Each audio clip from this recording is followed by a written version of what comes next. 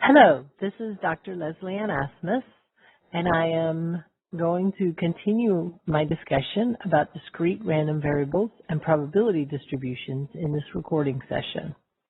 In the previous session, I went through the very general framework for what is a random variable and what are probability distribution functions, as well as we looked at expected values, variance for random variables, and a probability distribution function. And as well, I ended the session with the Chebyshev theorem and the importance of that. To remind you, just as I go through these, this is the first wave. This is the first giving you some information, some background on these basic concepts. And you have additionally your textbook as a reference for more information. And then during the class time, we will go through a number of exercises to solidify and make sure that you get these concepts. So today I'm going to continue building upon what we've been talking about so far. And in this case, in the last recording session, I talked about general probability distribution functions. And what I'm going to be covering for the next several sessions will be some very common ones that either they themselves or a variant of them come up in a lot of different situations. So a general question, does every problem have a unique distribution? And again, you have to put yourself in the shoes of, okay, you are a reliability engineer and your manager comes to you and says, what's the probability that 10% of these parts will fail? Or what's the probability? So what is the distribution of probabilities associated with parts that fail, don't fail, fail just slightly so, that work to a certain extent? So again, the life of products might be something that you look at as well. And in that framework, are you needing to come up with brand new probability distribution functions unique to that one situation, to your unique situation? Or is it the case that it may actually be a probability distribution function that looks and feels like something else that other people have studied and defined for you? So the whole point of this session, we're going to go look through a number of very common ones that come up in different types of problems. So every problem have a unique distribution? No, there's some common ones that come up over and over again, or variants of them come up. Does any of the stuff about means and variance relate to the means and variance of the probability distributions that we're going to look at? Indeed, they do. And I'm not going to go through the mathematical proofs of it. I'm not going to expect you to mathematically prove anything in this course. More advanced probability and statistics courses would take you through that exercise. Again, where I started the very first day of this course, I don't want you to get lost in the weeds of the mathematical proofs. So there's going to be times I just say, well, here's the expected value for this type of probability distribution function. Could have been an easy proof to show you.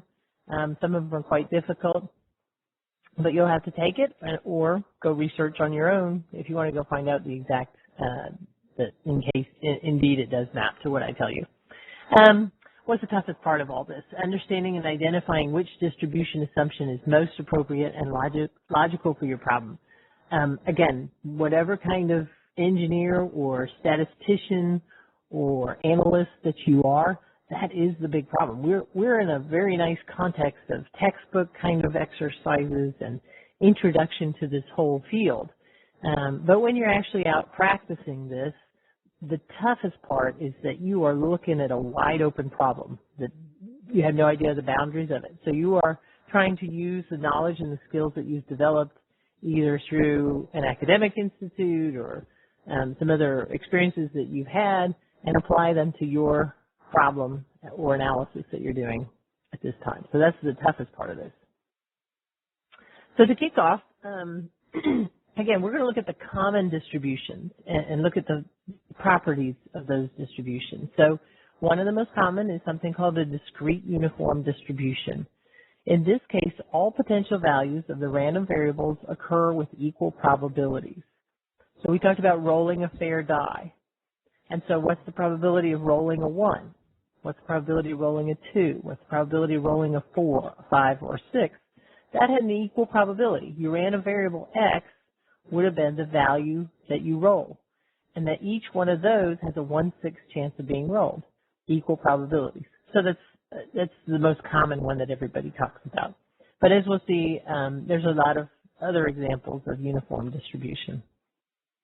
Definition: if a random variable x can assume any value x1, x2, xk, then x has a uniform probability distribution function, PDF, if the probability of any one of those values is equal to 1/k. So there were 6 different values that a rolling the die, fair die can have, and 1/6 was the probability for each one of those. The mean of such a distribution, the expected value, is equal to the sum of the x's, the values that the variable can take, divided by k. The variance of that is simply each one of those values minus the mean, square it, and then divide by k. Again, P of x for each one of these is equal to 1/k. So you can go back to the formula for what is an expected value, what is a variance, and you can easily see what that would look like for a fair die, as an example of the question raised. Okay, so how's that for a brief blast of the uniform distribution? We're going to go again through exercises when we're in class to kind of just solidify what that means. Okay, next one. Bernoulli distribution. Single pick or draw, and only 2 potential outcomes or values of random variable. So on a roll of a die, we had 6 different outcomes possible, right? Here we're talking about, think about a light switch, on or off. In this case, the random variable is either 0, 1, or it's either a success or a failure, defect, non-defect, on, off. So there's only 2 possible outcomes, 2 possible values that your random variable can take. So definition: if the random variable x can assume a value of either 0 or 1, and associate, and again, you know, what you're doing essentially is for that single pick, the flip of a coin, heads or tails, you say, well, heads is always going to map to a 0, and tails is always going to map to a 1. Or you know, the success is always going to match to a 1, and the random variable takes value 1, and a failure will always map to the random variable equal to 0. So you're going to do that mapping. So if a random variable x can assume a value of either 0 or 1, and probability of x is equal to 0 is equal to 1 minus p, and x equal to 1, the probability is p, then x has a Bernoulli distribution function defined by p of x is equal to p to the x times 1 minus p to the 1 minus x. Fancy way to just say, if you plug in for x, what you see is that p of 1 is just what you see before. P of 1 is equal to p. P of 0 is equal to 1 minus p. Alternatively, just as I just said there, mean of this distribution, expected value is equal to p. Variance of this distribution is p times 1 minus p. Common examples: single item taken from an assembly line is either non-defective or defective, or a single flip of the coin, as I mentioned a minute ago. So this is one single pick, all right? This is actually, I mean, it's a fairly simple definition. What we'll see in a moment is that you take, you use this fundamental Bernoulli distribution and this one pick with an outcome of success or failure, 0 or 1, and we're going to use it in a lot of different ways. Let's look at one of those first ways. Binomial distribution. Repeat n identical independent Bernoulli trials, n of them. So flipping a coin n times, flipping a coin 10 times, let's say 20 times, however you specify n. Success or failure, draw one item from an assembly line. Each independent item that you pick, draw 100 items from an assembly line, right? Those are Bernoulli trials. Either they're success or a failure, or defective, non-defective kind of thing.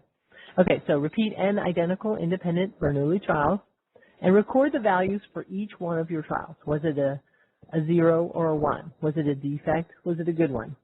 So that's what you're looking at. You record that. And what you do with your random variable x